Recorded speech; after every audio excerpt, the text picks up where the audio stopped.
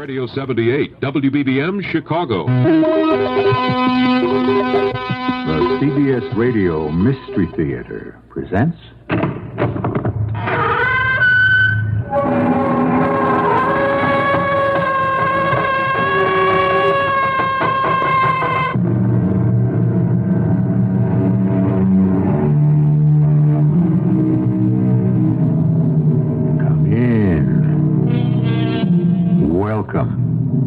I'm E.G. Marshall.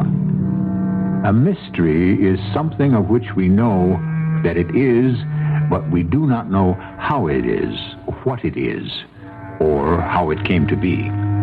This intrigued Charles Dickens and Charles Collins, his son-in-law, who were fascinated by a true story of a man accused of murder. And they set it down for us to tell you today. Whether it's a tale of the supernatural or the unnatural, I shall leave to you. That man.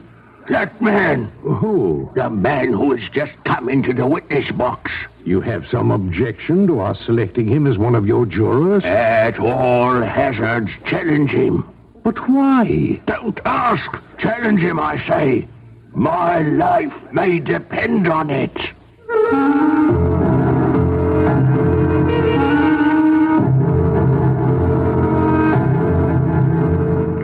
Our mystery drama, Trial for Murder, was originally written by Charles Dickens and Charles Collins and adapted especially for Mystery Theater by James Agate, Jr. and stars Paul Hecht. It is sponsored in part by Sign-Off, the Sinus Medicines, and X-Lax. I'll be back shortly with Act One.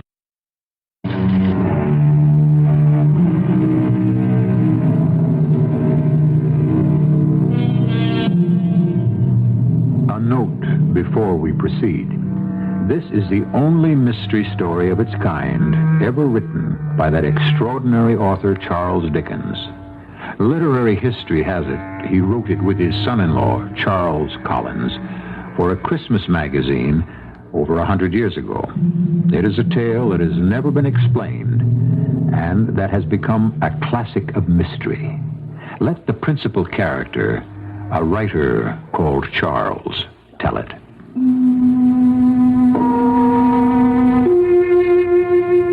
I suppose you might say it all began with that rope, a gift to me from an admirer. It was the rope from which Dick Turpin, the famous highwayman, was hanged until he was dead.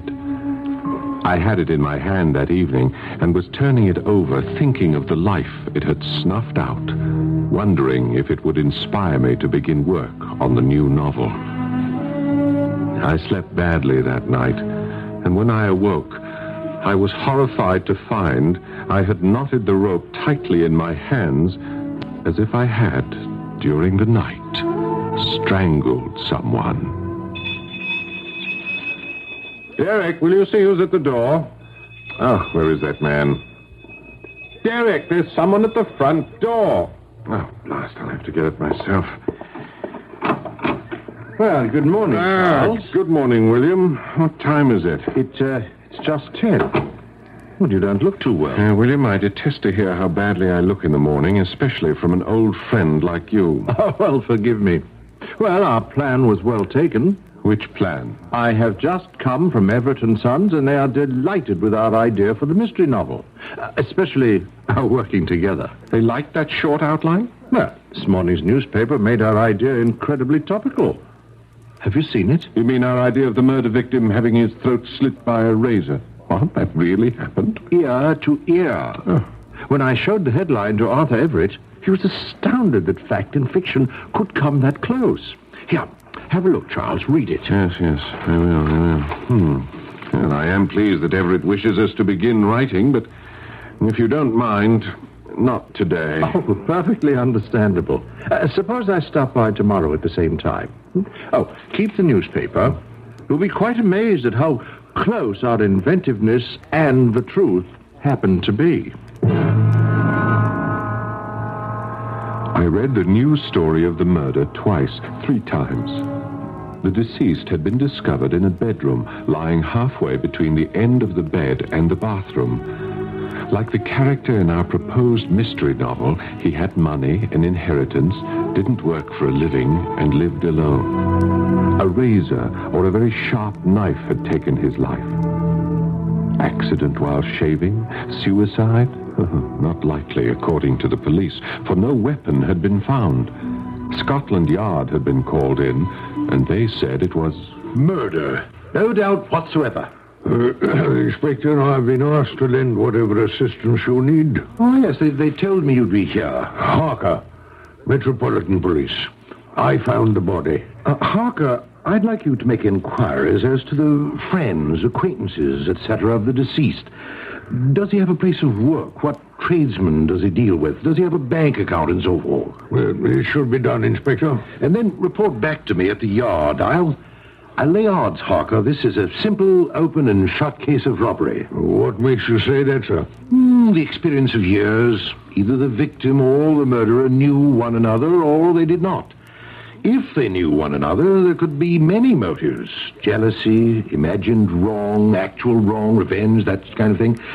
It's that area I'm asking you to explore. Right, sir. On the other hand, had they known one another, why would the apartment of the victim be in such disarray?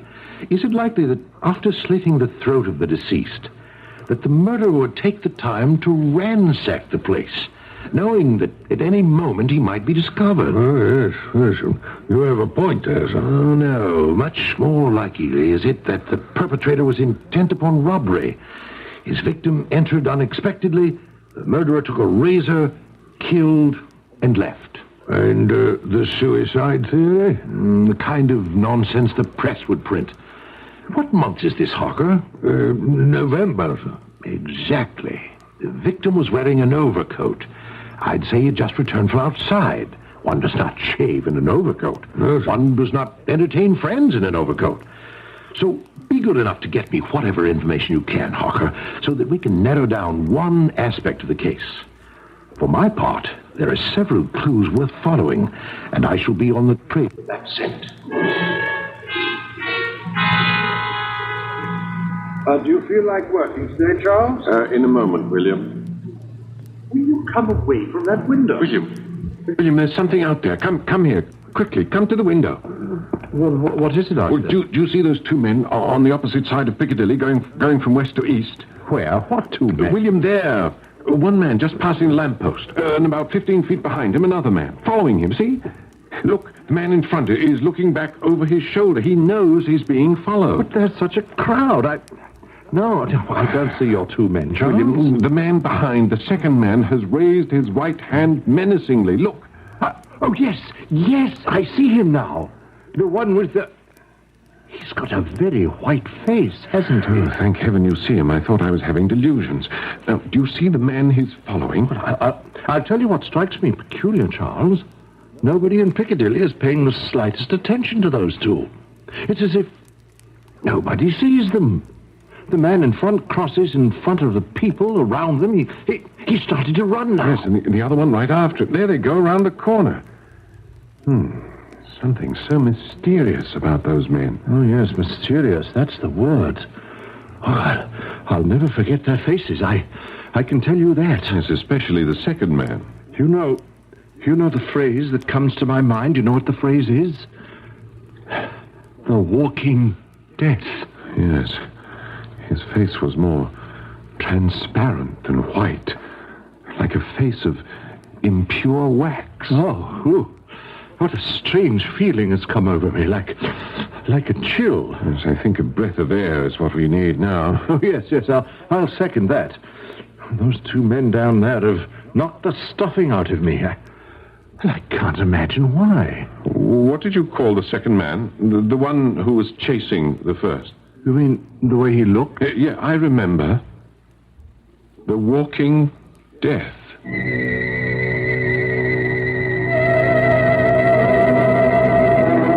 The next day passed smoothly.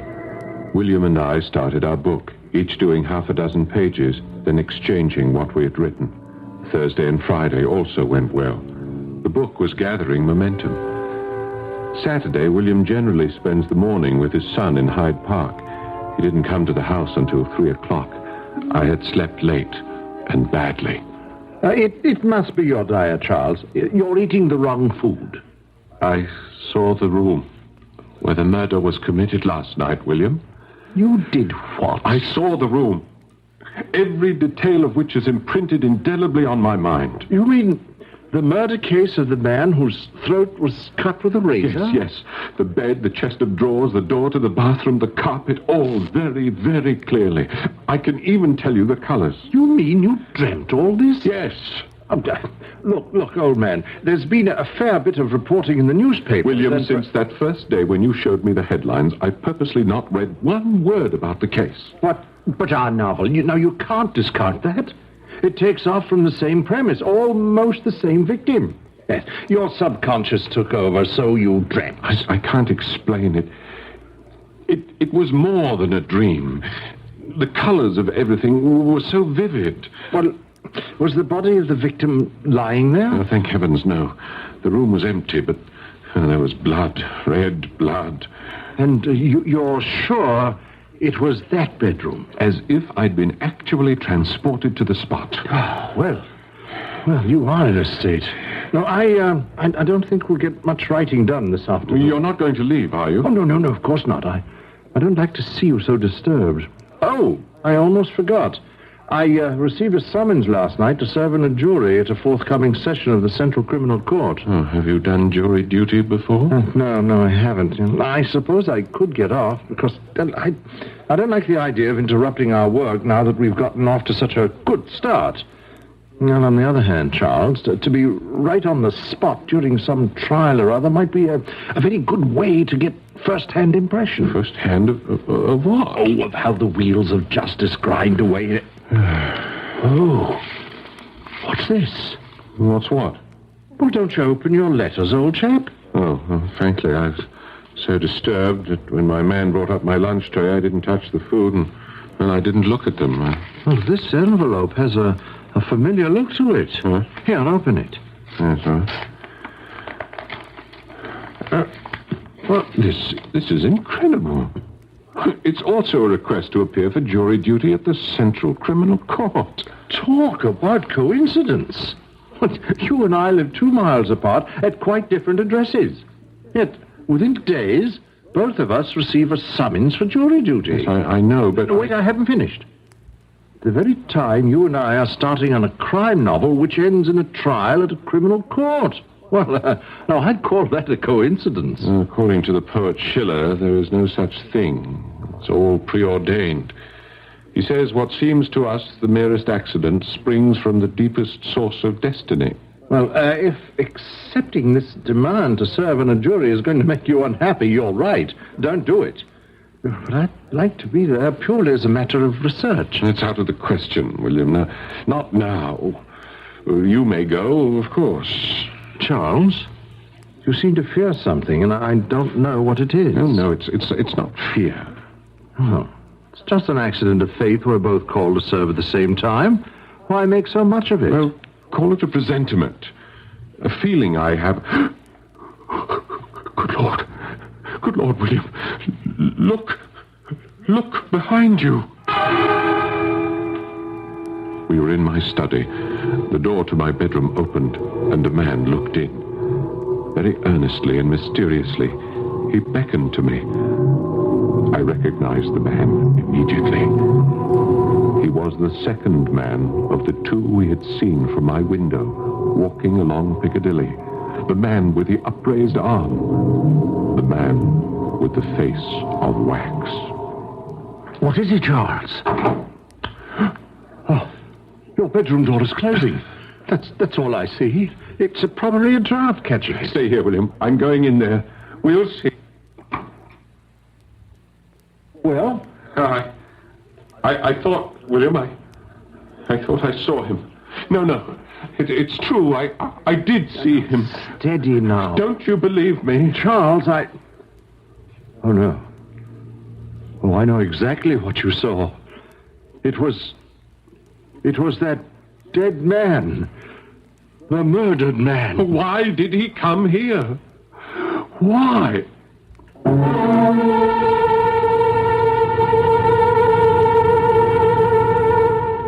in the language of the supernatural, a word meaning not against nature, but above it. Unexplainable happenings are conveyed to the rest of us by people called mediums. They have the ability to stand between two worlds, our world as we know it, and the world of the unknown. So it is entirely possible that our two writers, Charles and William, by the very sensitivity of their talent, are both mediums. What they see and how they will deal with it, we shall learn in greater detail when I return with Act Two.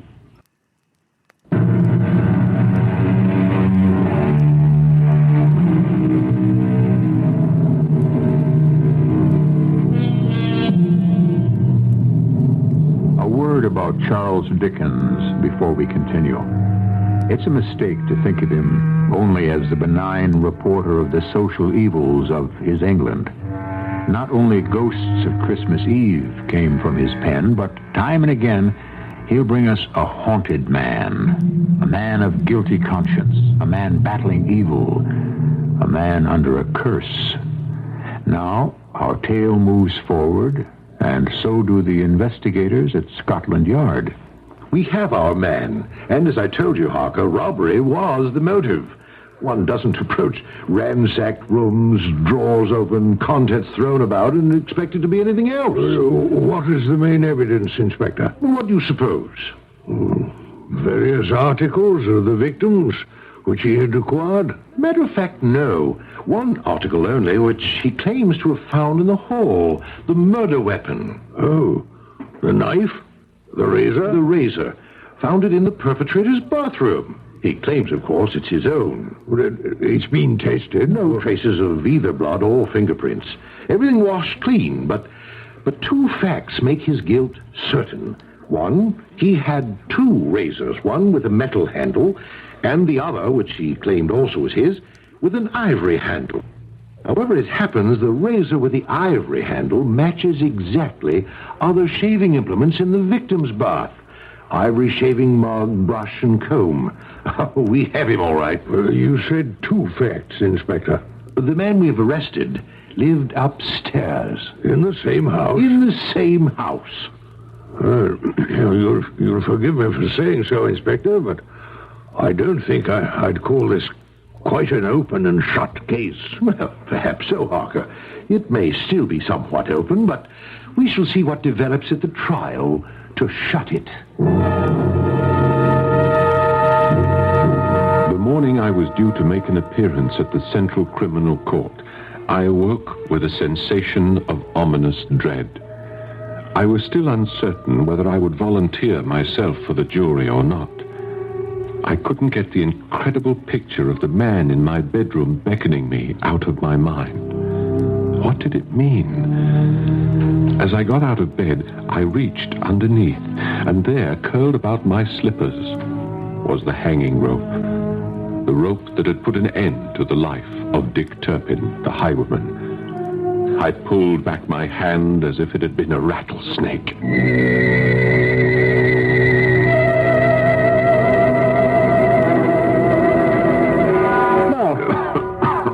Charles?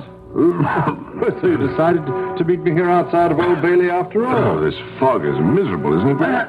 Yes, it really is. Now, won't you tell me what prompted you to accept the invitation to sit in the jury? The reason? The reason, I'll tell you why I'm here. We're writing a crime novel about a murder which has recently happened in real life. A few days in court can only help. Good. What I've been saying all along. Thank goodness. There goes the signal for us to enter. This London fog is too horrible. Gentlemen, you are here for jury selection? Yes, we are. Right, follow me. Glad to, yes. Pretty bad out there this morning, isn't it? Yes, can hardly see your hand in front of your face. It's better. At least the fog cannot follow us into the law courts. Well, what do we do now? Will you gentlemen kindly be seated upon the bench against the wall? When your name is called, you'll step forward and be assigned to one of today's trials. We don't seem to be the only ones called for these sessions. I wonder what cases are being heard. I brought along a notebook to jot down my impressions firsthand, and I must say, one would have hoped that English jurisprudence could be carried out in a cleaner, healthier atmosphere. Silence, please.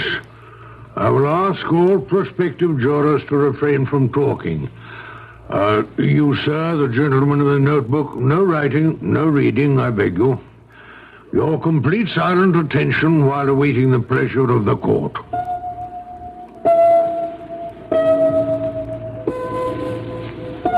An hour passed. William and I and the other gentlemen called for jury duty sat like mute tailor's dummies on the bench. William was called, given a direction, and he disappeared down a hallway. Presently, I was assigned a courtroom. And when I entered, imagine my great surprise to find myself called to the very case that had haunted my dreams and my waking hours. The man murdered with a razor. Charles, you here too? Yes, I pray I shan't be selected for this jury. But why not? For our book, this very case would be invaluable. I have a terrible premonition about it, that's all. Look, they've put a man to the bar. Yes, I know, the murderer. Well, how do you know? I recognize him. Well, don't you? Good Lord, I do. It's the first man we saw going down Piccadilly, followed by the other with the waxen face. Is this man the murderer? The accused will please stand before the bar, and as each juror is called, his attorney will signal yea or nay, approval or disapproval of that juror, until the selection of the 12 jurors has been accomplished. Bailiff, you may begin to call the names. William was called and accepted. When my name was given, I stepped into the box.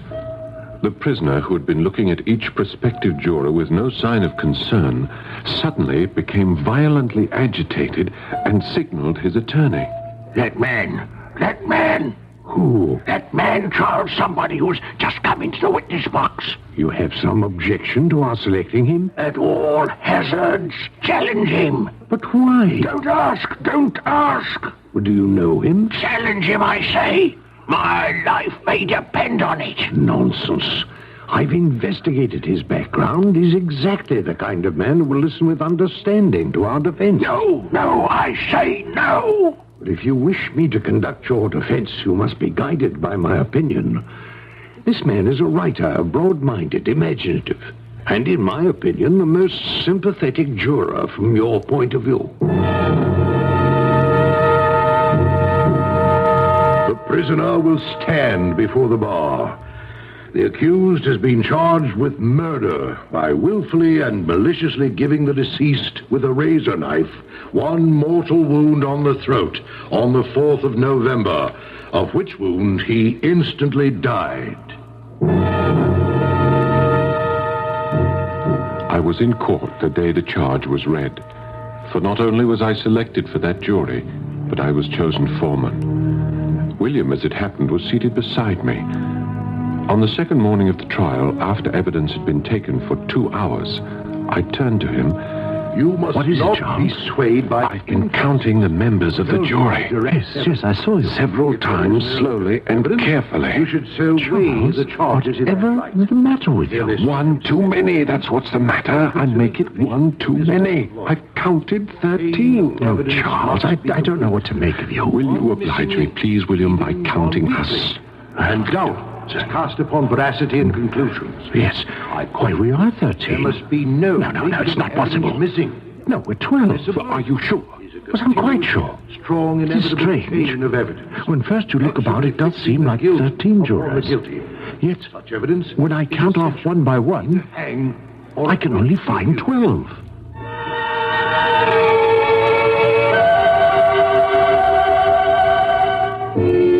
As in all murder trials, the jury was sequestered. We were housed at the London Tavern and ate and slept in one large room under the eye of an officer of the law. His name was Mr. Harker.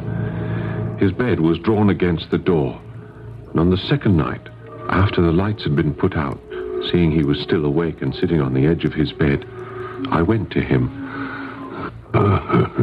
Not sleepy, eh, sir? Well, it's my first experience at a murder trial, Mr. Harker. I am a bit unnerved. I've worked on many a murder and attended many a trial. And I can tell you this, sir. You never get used to it. Yes. Well, one of our jurors happens to be a friend of mine, a fellow writer, so I don't feel quite so alone and strange. Really? Well, that is a coincidence, isn't it? Yes, he's taking this more in his stride than I am. For him, this trial is merely basic research. Well, if you don't mind my saying so, if we keep talking, we may disturb the other gentlemen of the jury who wish to sleep. Lord in heaven. What is it, Mr. Harker? You're shaking. Over there, by the window. Who is that? Oh, yes. Why do you say yes? Do you see someone? No, there's no one there now. Oh, I thought for a moment we had a 13th juryman without a bed. But I see now, it's the moonlight.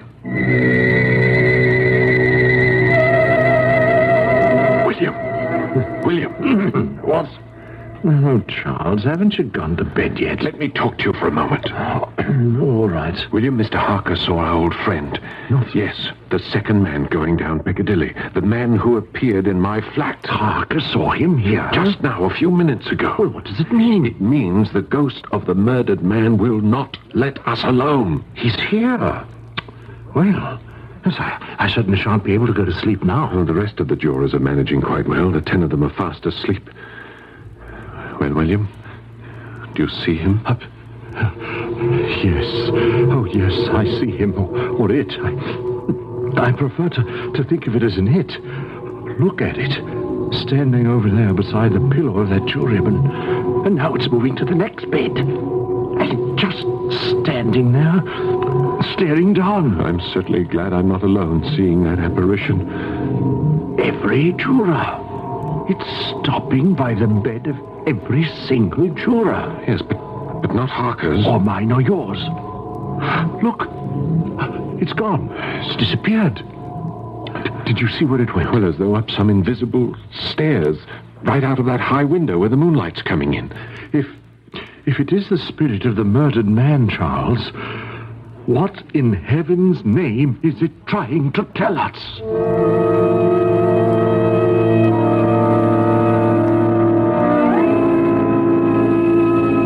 The next morning at breakfast, it seems that every single one of the jurors, except Harker, William, and myself, had dreamed of the murdered man. On the 5th day of the trial, as the case for the prosecution was drawing to a close, there came a new development. A miniature portrait of the murdered man had been found on the person of the prisoner when he was arrested. It was put into evidence. Since the miniature purporting to be that of the deceased has been placed into evidence. Found it in his pocket. Identified by the housekeeper and maid. What do you say to that, Charles? Pretty conclusive, I would say. Hand it up here to the bench. Good Lord, William, look over there.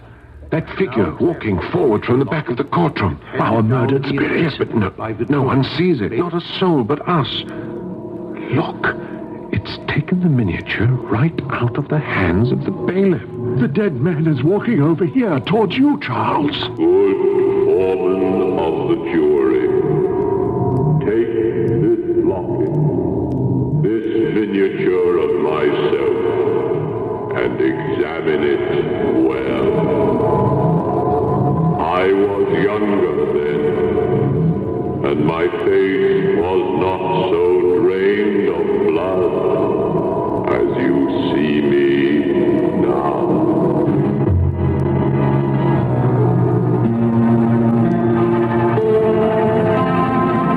Unquestionably, only a Charles Dickens could have conjured up such a diabolic end to Act Two. A slain spirit possessing the minds of our two jurors. The accusing presence of the murdered man haunting the foreman of the jury.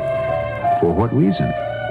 To unbalance his mind or to balance his judgment?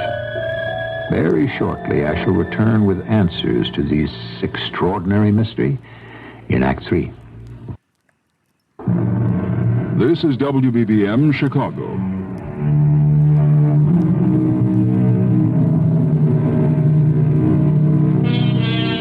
Two well-known authors commissioned to write a murder mystery have an actual vision of the murderer and his victim. The victim pursuing the murderer down a wide London street. Almost before the writers have begun their work, they are called as jurors to a case strikingly similar to their planned book.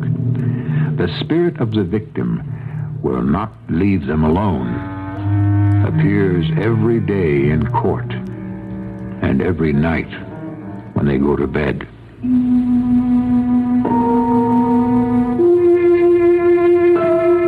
The murder trial affected William and me quite differently.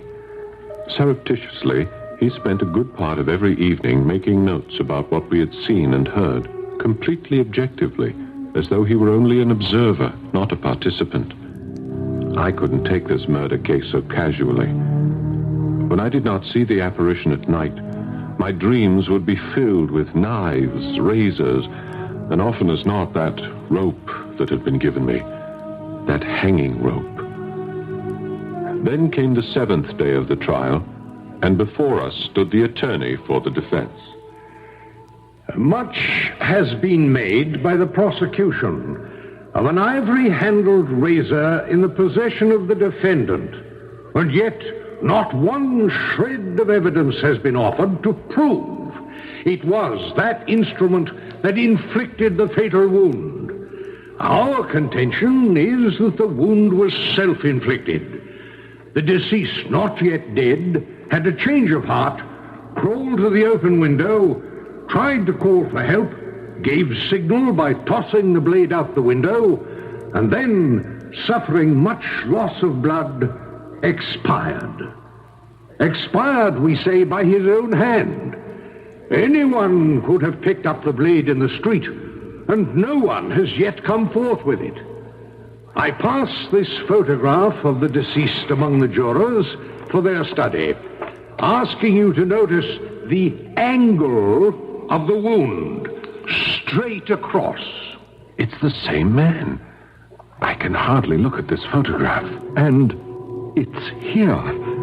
The apparition has just walked over to where the defense attorney is standing. Yes, I see it. William, can you turn your head without too many noticing?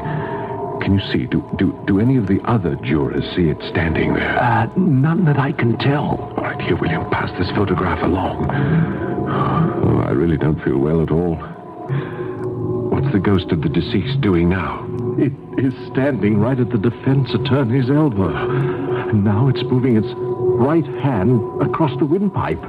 Now it's moving its left hand in a kind of sawing motion. What do you suppose it means? Oh, I think it is demonstrating how virtually impossible it is to have killed oneself that way, producing a straight cut across the throat. The pity of it is that you and I are the only ones who can see this demonstration. No, not at all. I have no doubt that the victim is transmitting at this moment actual thoughts or ideas to the jurors as they study the photograph. What we can see, I'm sure they can sense.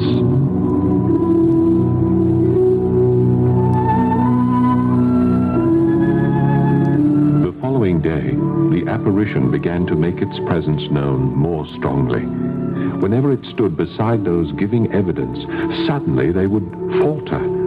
One of them, a street sweeper who said it was possible he had cleaned the street in front of the victim's house and tossed a knife into the refuse, that witness stopped and cried out he had had the most extraordinary cold chill. In the afternoon, the attorney for the defense continued to make his case for suicide. As his lordship admonished us all at the beginning of the trial, the chain of circumstantial evidence is as weak as its weakest link. The locket with the miniature found in the defendant's possession does not mean he was a robber or murderer.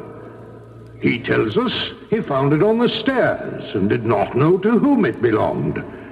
The defendant owns 2 razors, one metal-handled, one ivory-handled, Does that make him a murderer? William, look. The apparition has just put a hand on the defense attorney's shoulder. Or that a murder was committed? However, excuse me, my lord, but the heat in the courtroom is a little oppressive. You may pause, counsel, for a moment. The intense fog outside, the crowd of spectators in the court, it does produce... Yes, I should be all right. We quite understand, yes. Yes, proceed when you feel recovered. Oh, dear, I seem to have mislaid my handkerchief. The spectre is handing the attorney the handkerchief. Here it is. Yes, I do regret the interruption. Now, where was I? Yes. Anyone in London, any gentleman of any means might own more than one razor. Surely it... Oh, dear. My lord, if you will forgive me for a moment, I should like to be seated and compose myself. There will be a recess of 10 minutes. Court's adjourned. This occurred twice again, later in the day, when witnesses for the character of the defendant were called into the box. Each suddenly stammered, contradicted himself, and finally had to be excused.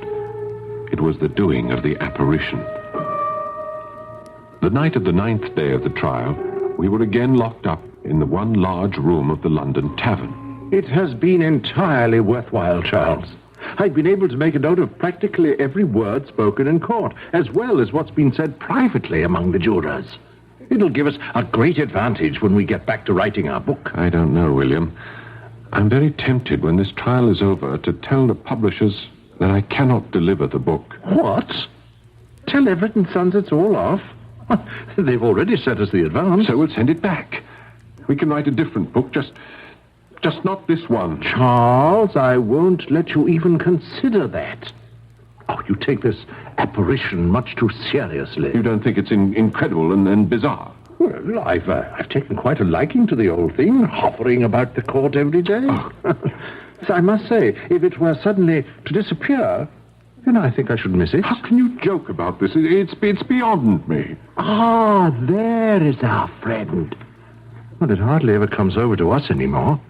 Look, there, across the room. Bending over those 4 jurymen talking amongst themselves. Yes, of course, it makes absolute sense. Well, why do you say that? But those 4... William, haven't you noticed those 4 are inclined to acquit the accused? I've heard them argue about insufficient evidence. It's motioning for you, Charles. I believe it wants you to go over and join those 4 men. Excuse me, William. Well, I say, you're not going, are you? I must. Don't you see? I must do as it asks me. The ghost of the murdered man wanted me to argue with the 4 jurors, to make them see the light of the evidence, to convince them that acquittal was wrong. I cannot explain why I felt compelled to do this, but as soon as I would join my brother jurymen, the apparition would disappear. Silence in the court. His Lordship, the Lord Chief Justice with the Crown, is about to make his charge to the jury. Gentlemen of the jury, the last 2 stages of this case have now arrived. The stage of my discharging my duty, directing you on the facts and on the law, and yours to consider what your verdict should be when you retire to consider the case. But before I do, there are 1 or 2 observations I wish to make. When a jury is summoned to try a case for murder,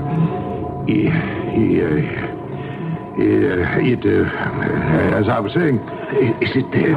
Yes, he's standing right behind the judge, looking over his shoulder, helping him turn the pages of his notes. It is always an anxious time, as anxious for the judge as it is for the jury. Whether it be a case of murder, whether it be a case of petty theft, your duty is the same. It's all becoming too horrible to watch, William. I cannot bear it. That supernatural creature is making a mockery of this trial. It infects everything, everyone. Excuse me, gentlemen.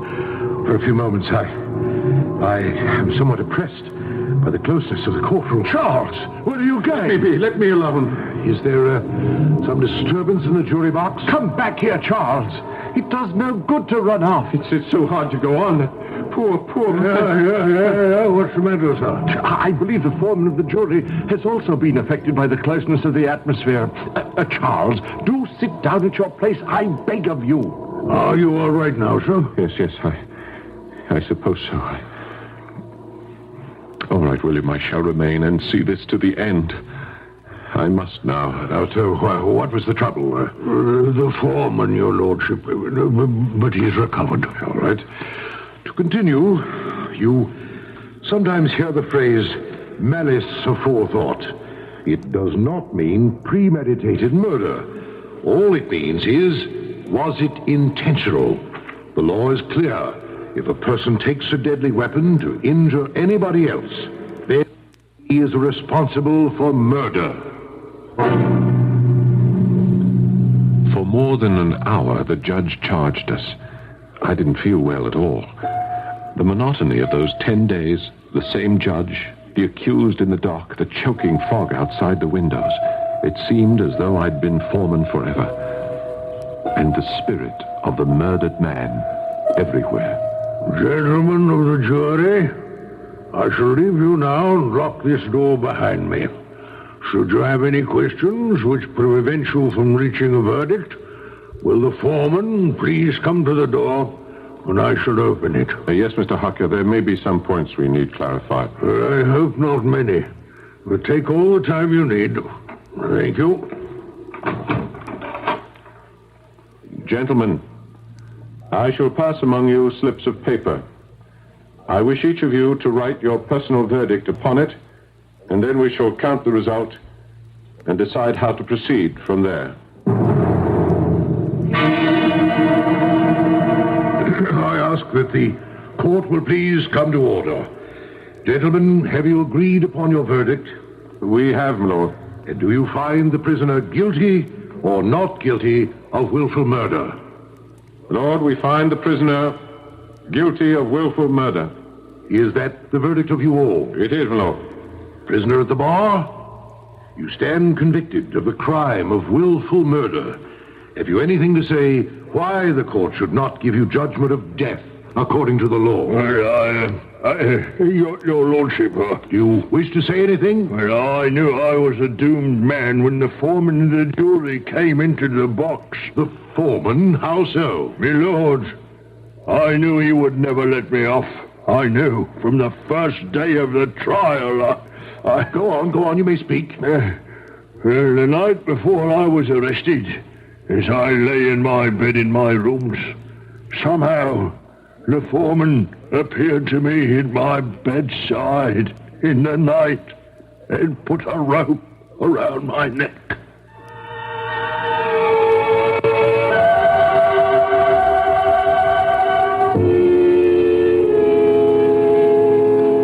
I could make nothing more of what the prisoner said then than I can now. I do know at the moment we entered the courtroom, the nightmare presence of the murdered man stood beside the accused. As soon as I gave the verdict of guilty, it disappeared, and I have never seen it since.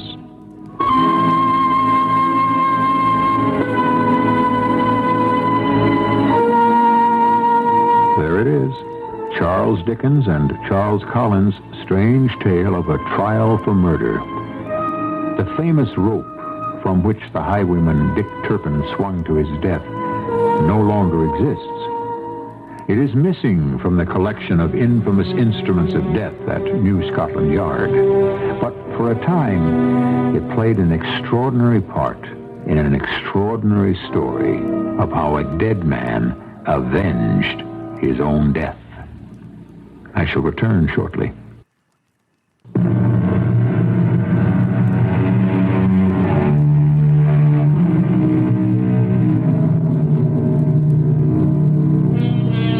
No one writer in the English language has left us a more complete record of 19th century life than Charles Dickens. But his genius lies in an ability to weave fantasy and fact, reality and artifice into a combination that rings true, that is completely believable. Pick up any one of his countless stories or his 15 novels, and you will be transported into a world that lives and breathes as does your world today. Our cast included Paul Hecht, Earl Hammond, Court Benson, and Robert Maxwell. The entire production was under the direction of Hyman Brown. And now, a preview of our next tale.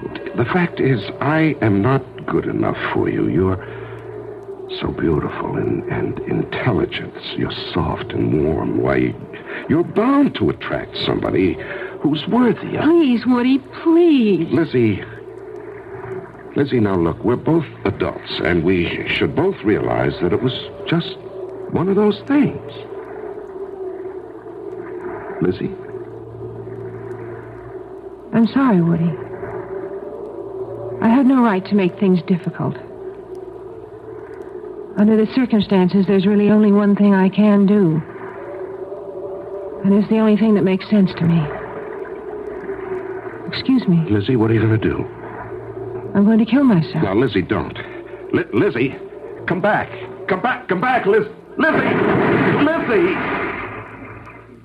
Radio Mystery Theater was sponsored in part by Buick Motor Division.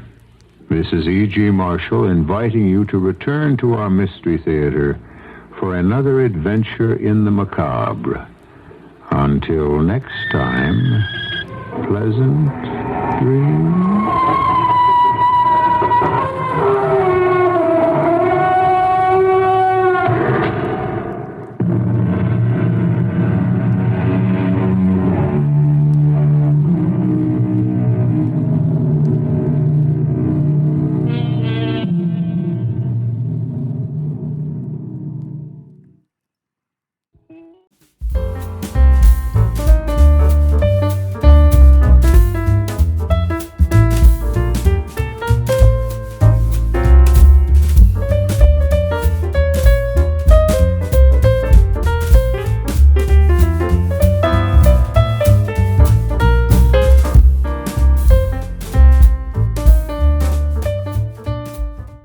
CBS Radio Mystery Theater presents...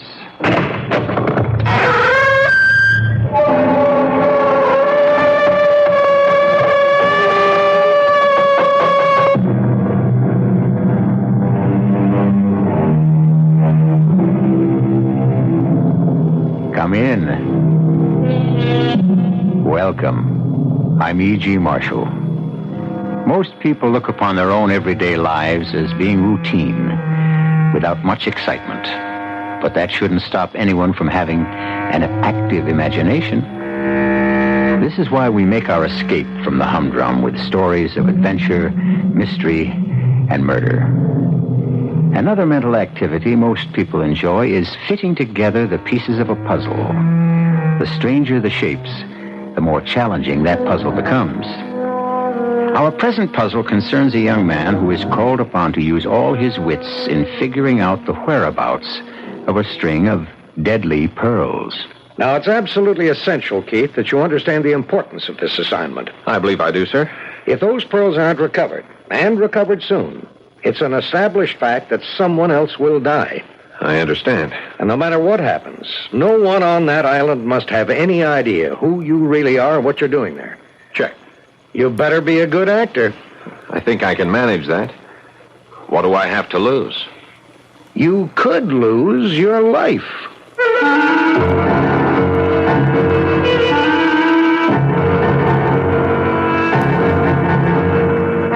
Our mystery drama, The Deadly Pearls, was written especially for the Mystery Theater by Elizabeth Pennell and stars Paul Hecht and Kate Reed. It is sponsored in part by Anheuser-Busch Incorporated, Brewers of Budweiser, and Buick Motor Division. I'll be back shortly with Act One.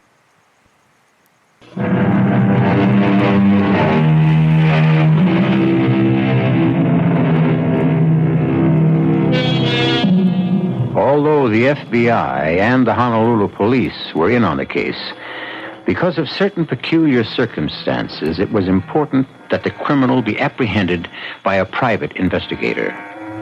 This hazardous assignment went to Keith Spencer, a young man who had proved his physical courage in wartime service.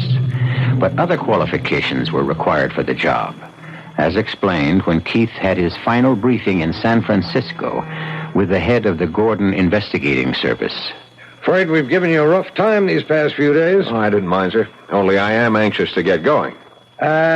You do type, don't you? Oh, sure. Well, I'm afraid you'll have to prove it, so let's do two things at once. Take over this typewriter, and I'll dictate some paragraphs. Okay, shoot. I, Keith Spencer, am unmarried, with no living relatives, and no dependents. From this day forward, and until the completion of this assignment, I have assumed the identity of Robert Keith Ryder, and under no circumstances will I reveal my true identity. Is that all? Yeah. If you'll sign it. Sure. Got a pen? Here. Oh, I suppose you should have signed a statement about your ability to play bridge. What?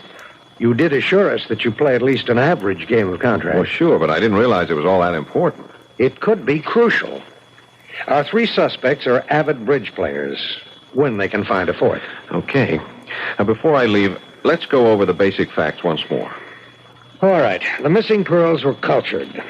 A single strand, about 24 inches long. So they'd hang down about 12 inches if someone was wearing them. They don't sound very spectacular. Yeah, but they are. Jonathan Kohlmeyer, who bought them, was a partner in a watch company which made radium dials. And somehow he managed to have the pearls treated with radium so they would glow in the dark. When he first thought up this scheme, did he have an ulterior motive? Who knows? It was what happened later that we care about. And you don't think he started out as a murderer? Well, that's beside the point. He became one. And when he found out how easy it was, he did it again, 3 times. Now, clue me in. Who did he bump off first? The first woman he gave the pearls to was said to be very frail. When she died in an accident, Kohlmeyer was in a state of shock. So no one accused him of complicity in her death. Yeah, but apparently he did retrieve whatever presents he'd given her. Oh, yeah. He was that type. Then he got married. He gave the pearls to his bride, who wore them constantly. She loved that string of pearls. How long did she last? Radium can be a slow death. But it caught up with her after a while, and when she was dying, the doctors suspected radium poisoning. So why didn't they nail her husband right then? It never occurred to anyone to suspect the pearls. How could any smart murderer pull the same stunt again? He fell in love with a young and brainless beauty. Must have really liked her because he didn't give her the pearls for a long time. Not till he retired and they moved to Hawaii. What did she do to deserve such a present? Started playing around with another man. That did it. Kohlmeyer gave her the pearls. She moved out, went off with the pearls and her new boyfriend to a scarcely inhabited island, a small one, well offshore from Oahu. And when she developed an unexplained malady, the boyfriend left her. Big-hearted guy. Well, after her death, there was an autopsy. And this time, no question. Radium poisoning. Now, why didn't the police move in and confiscate the pearls? There were no pearls to be found. Now, isn't it possible that Kohlmeyer had been there and gotten them? No way. Kohlmeyer committed suicide without returning to the island. Without a confession about what he'd done? Good Lord, no. He was a respected businessman. Now, you think the pearls are still on the island? We're sure of it. But more than that, Keith, we've narrowed down to 3 people who lived nearest the cottage where the last victim died. So my job, then, is to make friends with these 3 people and find out quietly which one of them has the deadly pearls. Well, you make it sound too easy. Each of these people is highly eccentric. The few people who come and go from that island are under constant surveillance. Including me. Naturally. The pearls were usually kept in a narrow box. It looked like an ordinary jeweler's box, but it was made of lead. Protection against the radium, of course. Means it would be heavier than most boxes that size. Well, that makes it seem more elegant. The box is covered with purple velvet and lined with satin. How original. I know. It won't look much different from any jewel box you've ever seen. I can't help thinking how useful a Geiger counter would be. That's totally out of the question. When you bring a Geiger near a suspected object, it starts ticking. Sure, I know. No gadgets to make life easier. Just your own ingenuity. And it better be damn good. Well, there's not much more I can say, except to wish you luck.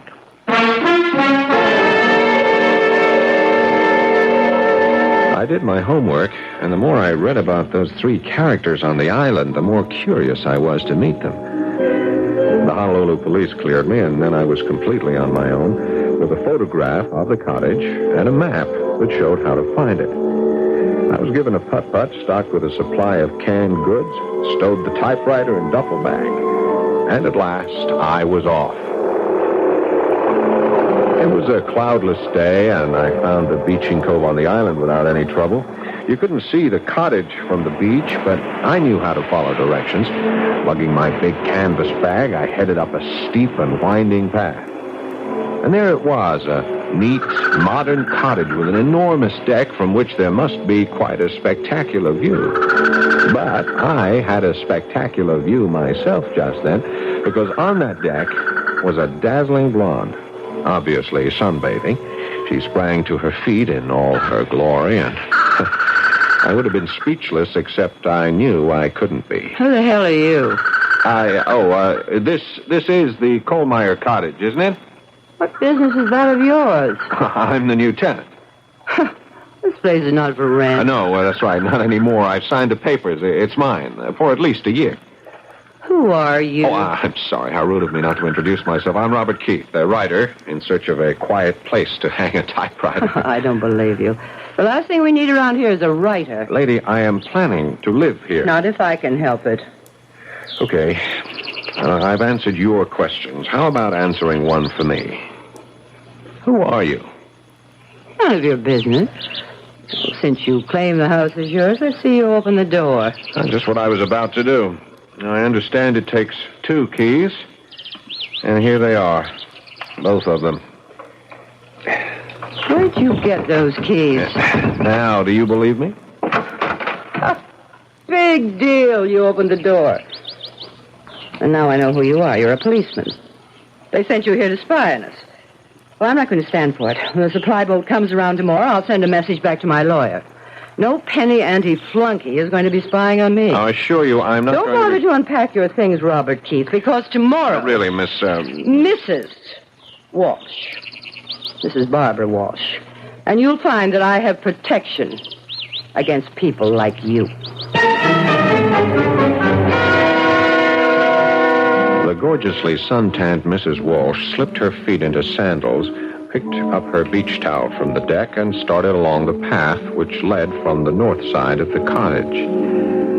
You must understand that during our entire conversation, Barbara Walsh was completely in the bath. No bikini, nothing, except around her neck and dangling in long loops over her well-formed body. Not pearls, but necklaces made of those decorative native seeds strung together. Ropes and ropes of them.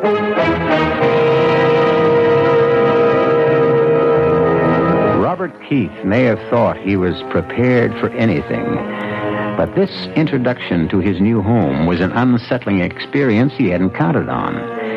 He has now had a most revealing look at one of the 3 suspects. We'll be there for his encounter with the others when we return shortly with Act 2.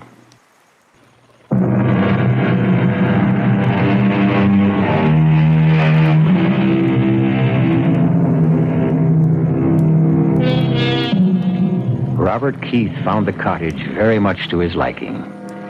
He had expected something rather dark and sinister, but one wall of the living room had a big picture window, and in the bedroom there was a slanting skylight directly over the bed.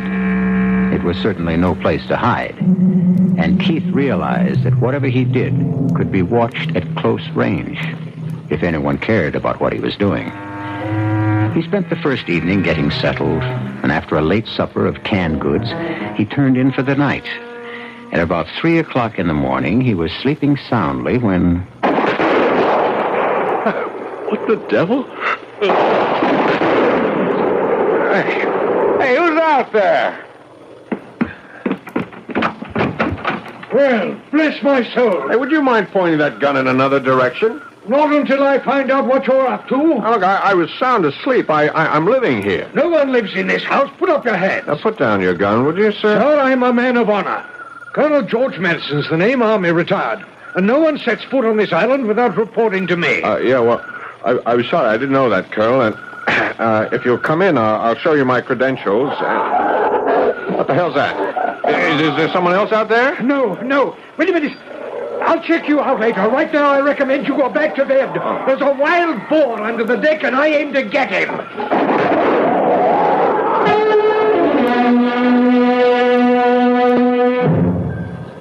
When the sun came up, it was another cloudless day. And after breakfast, I decided to pay a visit.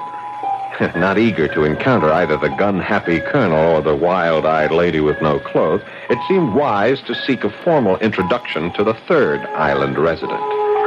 The path to her property was overgrown with luxuriant shrubbery, but it opened up into an area dotted with palm trees surrounding a small stone house.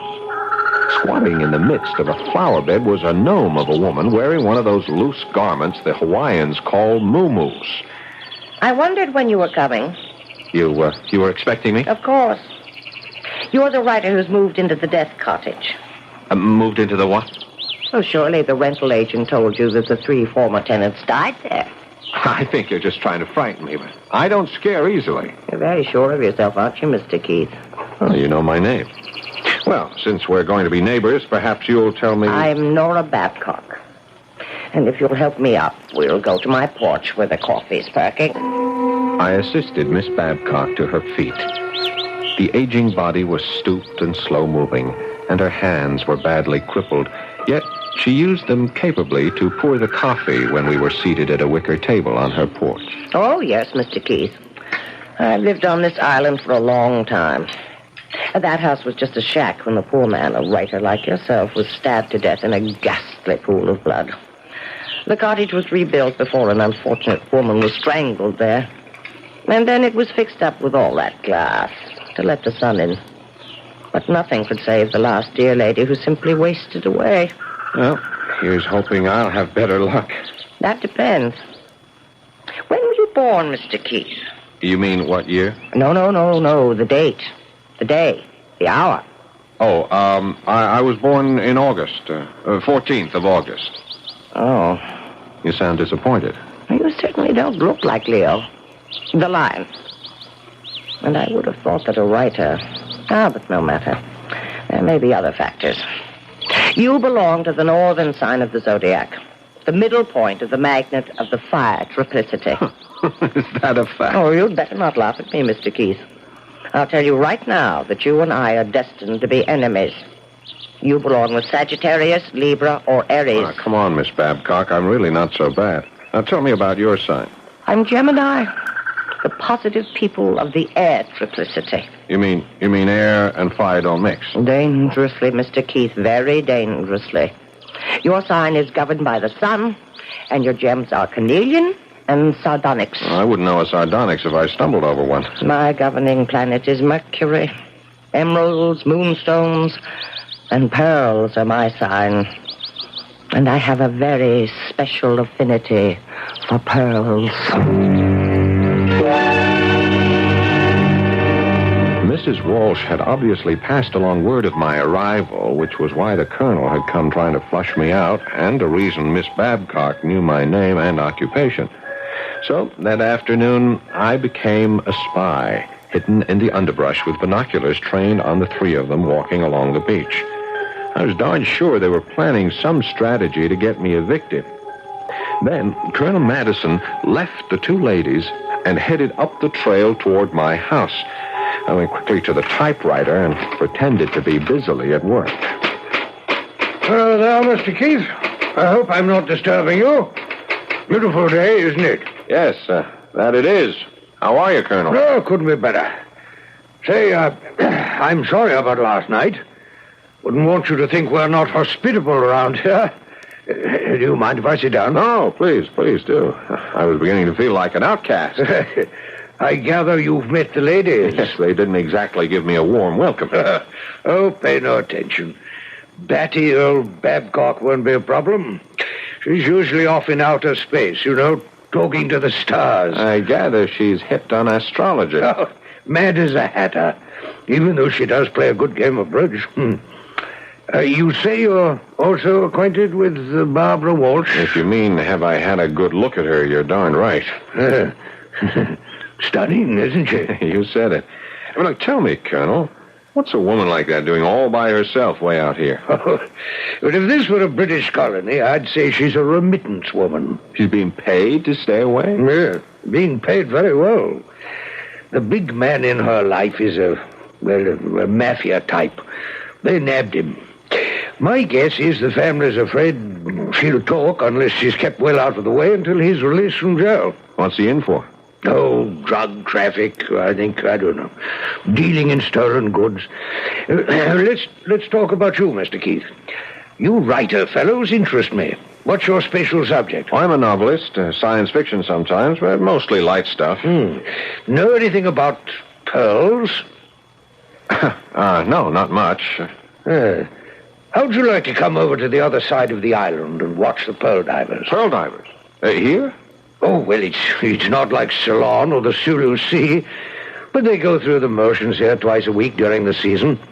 Occasionally they come up with a creditable pearl. Come along if you want to. Well, I'd like that very much. Fine. Oh, wear some stout walking shoes, and I'll pick you up in about an hour.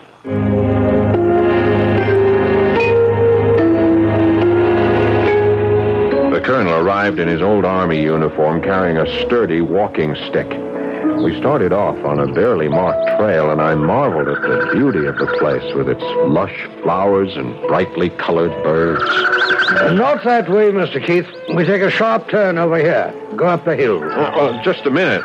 This island must be more populated than I thought. I hear music. Oh, that's just Barbara Walsh with her radio going.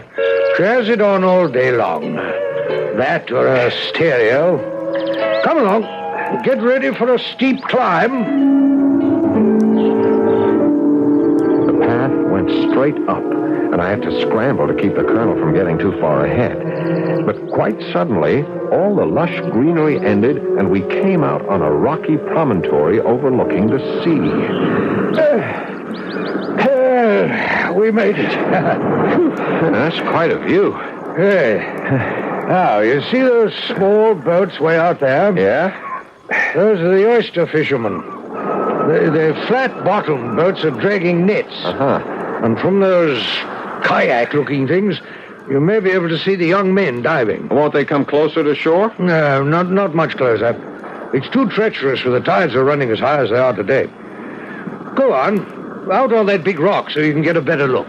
Is it steady? Oh, like Gibraltar. Go on, Mr. Keith, out further. Don't be afraid. Watch your step, Mr. Keith. Oh, merciful heaven. Help me, Colonel! Help me! Hang on, Keith, hang on. I'm trying to get a foothold. Here. Grab my walking stick. I grabbed the stick because I had to, even though I knew it was the same stick that had been pushed into the middle of my back just a moment before.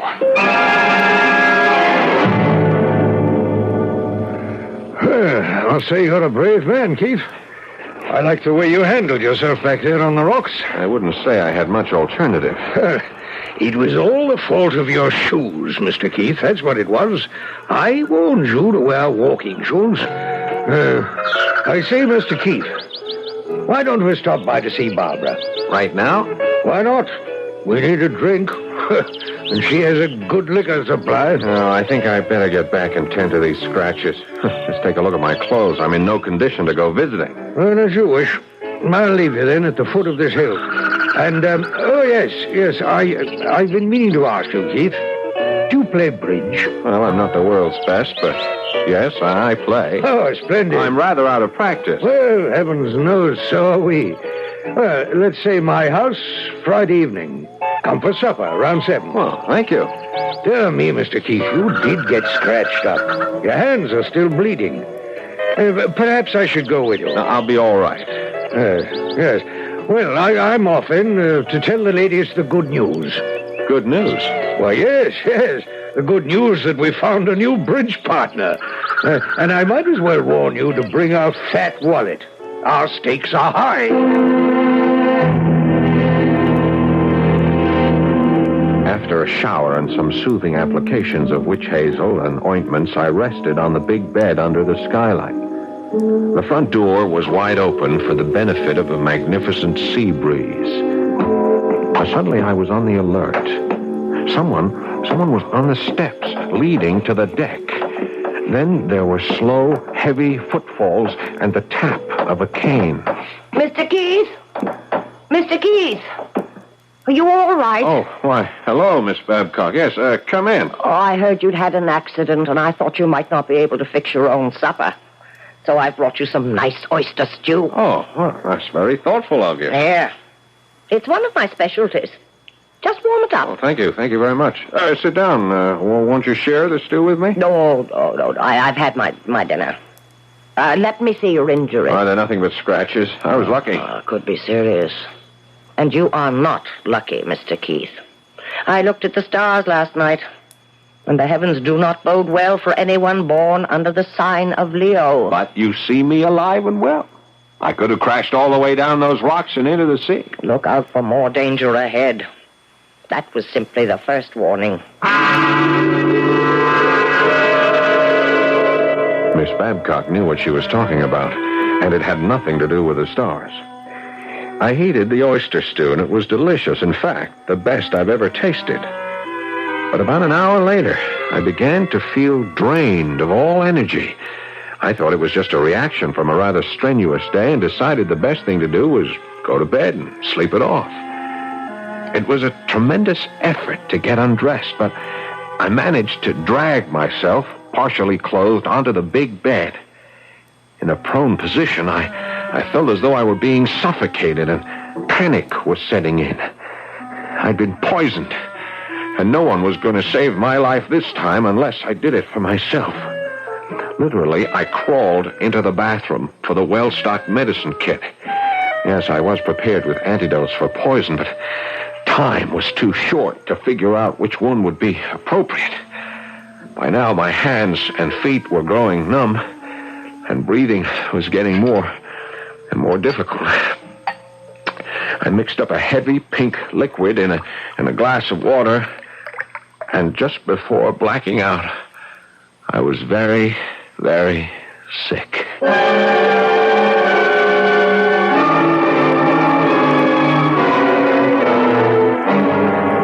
When I came to, I was lying on the bathroom floor, weak but grateful to find I was still alive. Very slowly, I got to my feet and staggered toward the bedroom, hoping at last to sleep off the effects of whatever had been in that poisonous stew.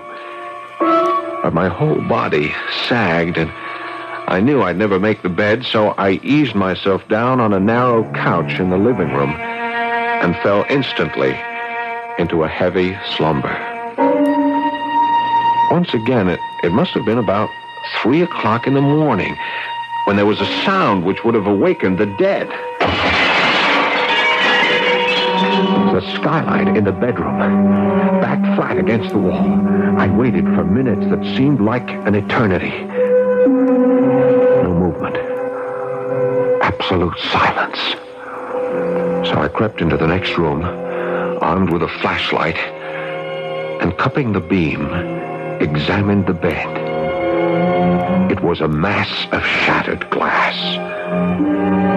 In the darkness once more, I moved stealthily to the front door, opened it without a sound, and stared into total blackness.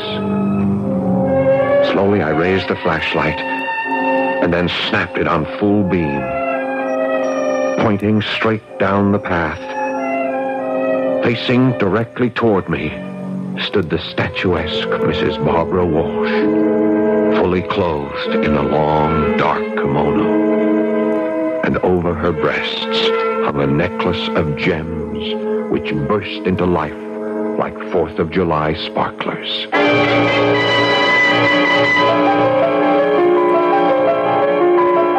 must warn you not to jump to conclusions. If you imagine that Mrs. Walsh was wearing the stolen pearls, think again. Diamonds are the jewels that glitter when exposed to light. A pearl is sometimes a gem of great value, but it is not a precious stone.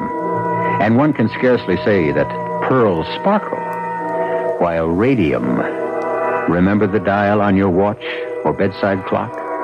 Radium glows in the dark. We'll be back shortly with Act 3.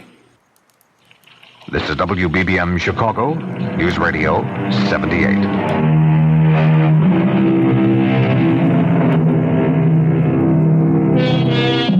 Mercifully for Robert Keith, the next 2 nights and 3 days were totally uneventful. He dozed in the sun, occasionally pecked at the typewriter, and did a great deal of thinking. Keith looked forward eagerly to the evening of bridge, and as he approached the colonel's house for the first time, he found a charming, sprawling building with a table set out of doors on what the Hawaiians call a lanai. He was glad he had purchased a colorful sport shirt in Honolulu, although it paled beside the one Colonel Madison was wearing over his white slacks. Even Miss Babcock looked festive in her flowered muumuu. Hi. Ah, welcome, my boy, welcome. You're looking much better, Mr. Keith. Quite recovered, thank you. This island air will cure anything. Anything but my arthritis. Where's Barbara? Oh, always late. I suspect she's getting herself decked out, ready for the kill. Oh, you expressed things so aptly, Colonel. If it's like old times, Barbara will come prepared for murder at the bridge table. Oh, and speaking... Hello, everybody. Oh, Barbara. Well, you've outdone yourself. Hey, dazzling. Simply dazzling. Oh, Colonel. And, Nora, dear. I believe you've met Mr. Keith. My lawyer has verified that he exists. Well, I'm glad to hear that. Mr. Keith, you may have the right to live on this island, but that doesn't mean that I have to love my neighbor. No, Barbara. However, since we have so little opportunity for social occasions, I propose we declare an armed truce. But I'm not at war with you, Mrs. Walsh. Speak for yourself. Peace for the evening.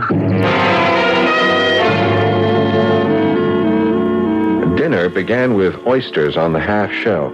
6 enormous oysters for each of us. And I should be interested in your opinion of these, Keith. Delivered by my favorite fisherman, fresh from the beds this morning. Colonel, look.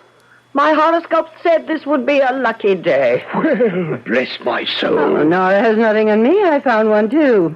But I suspect you, Colonel. Come on, confess. All right, I confess. Party favors.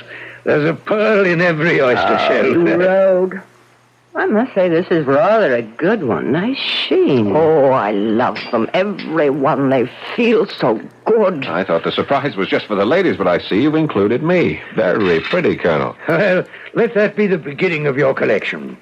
I hope you won't mind if some of them are already pierced. You mean a pearl like this one has been removed from a string? Yes, that's right. Part of my hobby.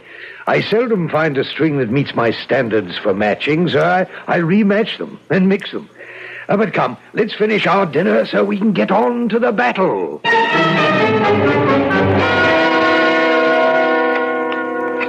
Afraid I'll have to pass. I say 3 no trump. Well, 4 hearts. 5 no trump. Barbara, do you have a ring on every finger? Only on 8. Oh, I wish I could wear them. But my poor crippled hand. Oh, shut up, Nora. You're just trying to distract me. I have a contract to make. It was a cutthroat game, no question about it. Only, strangely, we were quite evenly matched. We played 3 rubbers, so I had my chance with each one as a partner. By this time, we were on a first-name basis. Well, that's it. And as usual, top honors go to the ladies. In points, let's see. Barbara's first, then Nora, followed by Bob, and as is proper for a gracious host, I'm last.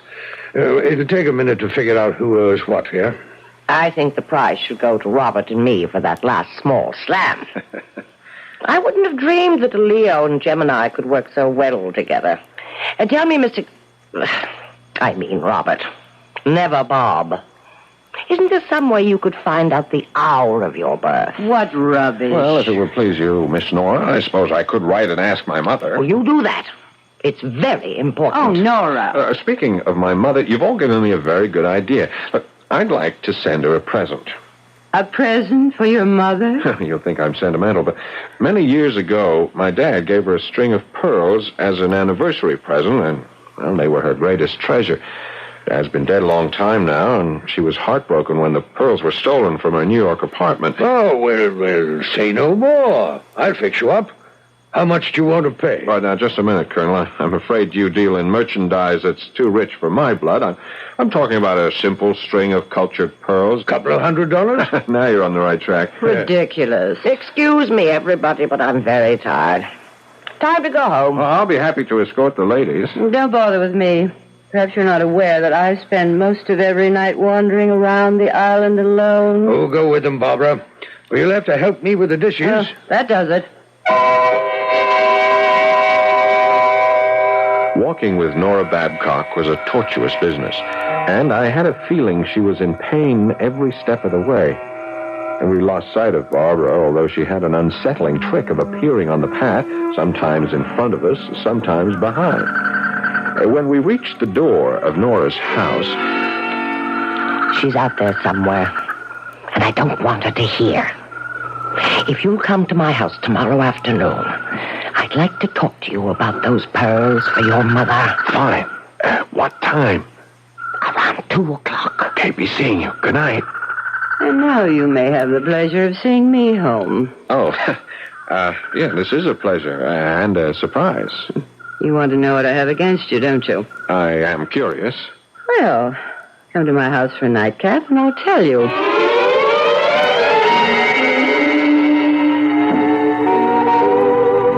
What do you think of my pad? Exotic luxury. You writers have a way with words.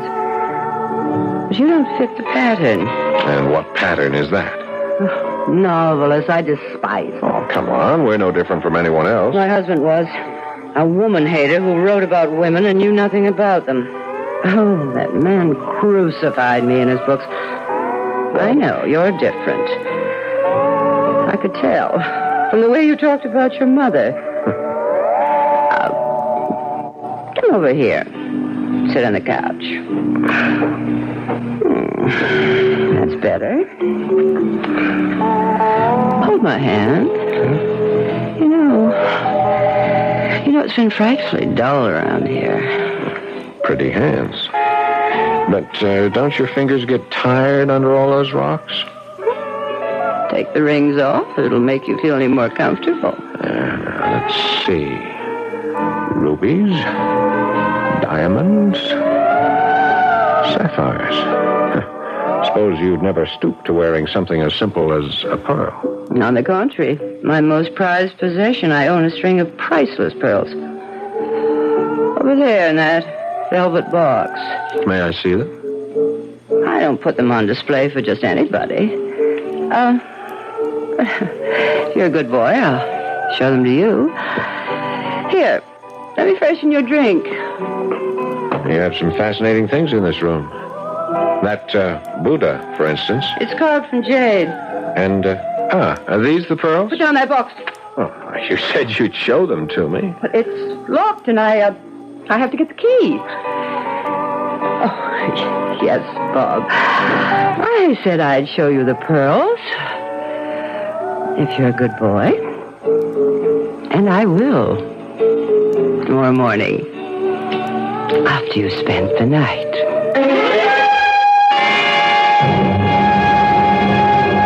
When I was having breakfast next morning in the sunshine on my deck, yes, I was alone. I had not spent the night with Barbara Walsh. In my line of work, it has to be business before pleasure, and there was no need to accept a bribe.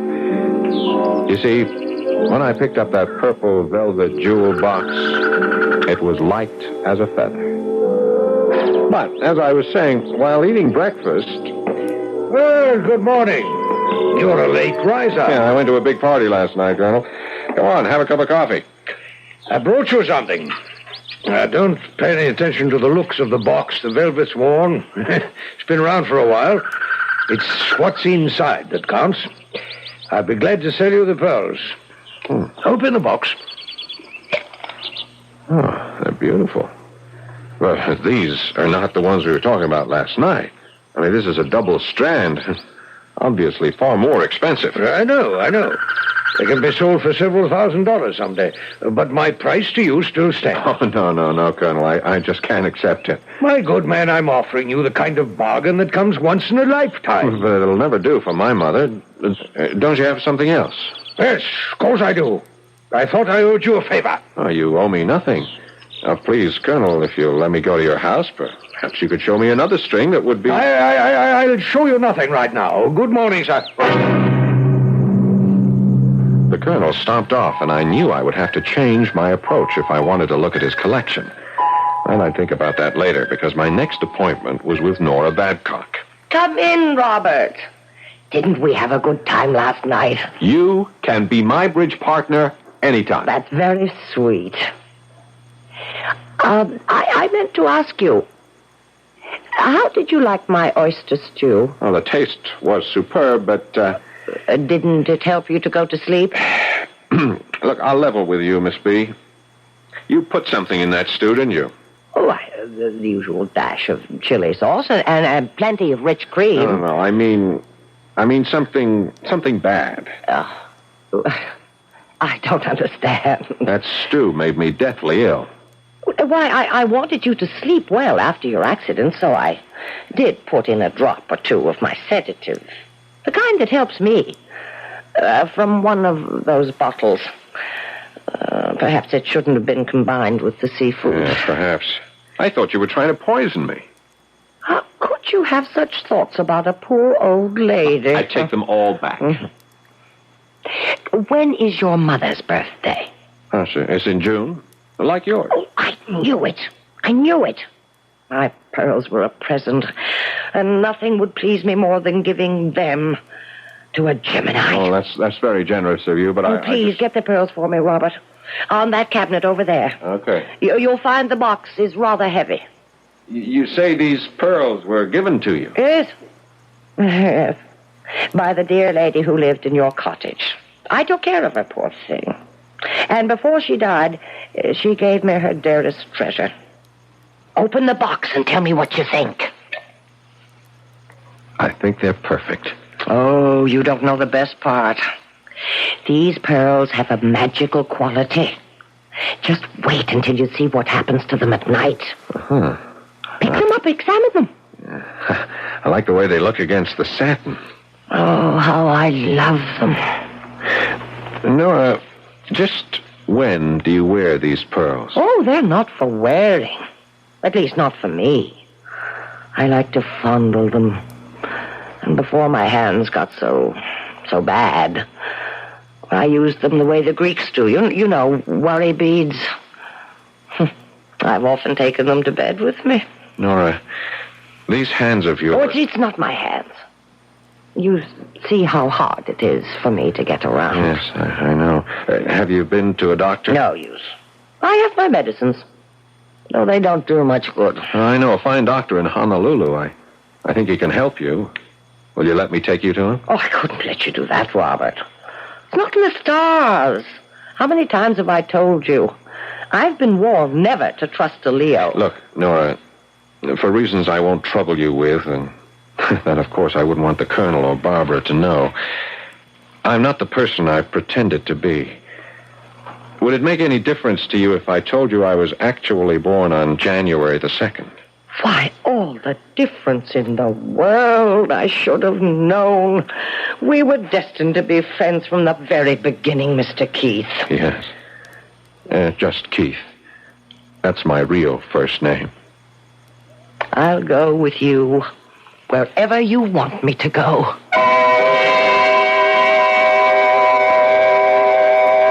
Case closed. Miss Babcock's destiny was not written in the stars, even though she went to her grave believing it was. The deadly pearls were taken out of circulation, and Nora Babcock was given the best of care in a hospital, where they did what they could to ease the pain during the short time she had left to live.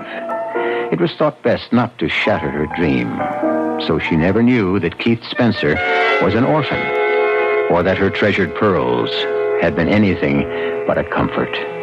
I'll be back shortly.